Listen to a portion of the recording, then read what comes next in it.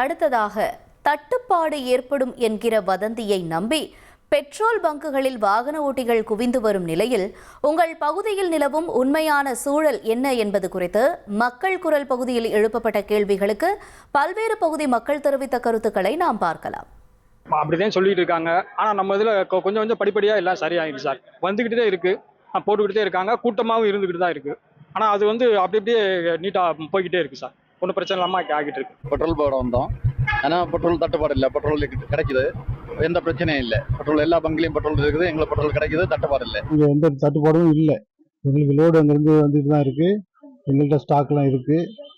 பொருளை நம்பி இவங்கெல்லாம் விலை ஏறிடுமோ கிடைக்காத போகுமோங்கிற பதத்தில் இது போல் புதிய மக்கள் பிடிச்சிட்டு இருந்தாங்க. காலையில் கொஞ்சம் அதிகமாக கூட்டம் இருந்துச்சு. இப்போ ஓரளவுக்கு நார்மல் ஆயிடுச்சு. இப்போ எல்லா இடத்துலையும் கிடைக்கிறதுனால அவங்க கொஞ்சம் பதத்தை குறைச்சிருக்காங்கன்னு நினைக்கிறேன்.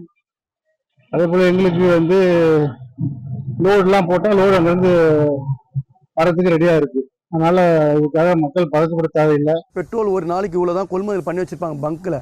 அதை மீறி இப்போ கொள்முதல் பண்ணவை எல்லா பங்க்லேயுமே பெட்ரோல் டீசல் இப்போதைக்கு நகரப்புறத்தில் கம்மியாக இருக்கிறதுனால அது பெரிய தட்டுப்பாடு மாதிரி எல்லா இடமும் டிஸ்ட்ரிபியூட் ஆகுது. அந்த ஒரு விஷயம் வைரலாக மாறுது.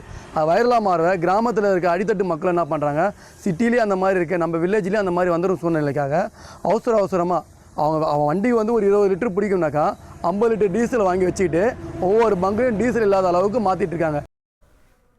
மக்கள் குரல் பகுதியில் பல்வேறு பகுதி மக்கள் தெரிவித்த கருத்துக்களை நாம் பார்த்தோம்.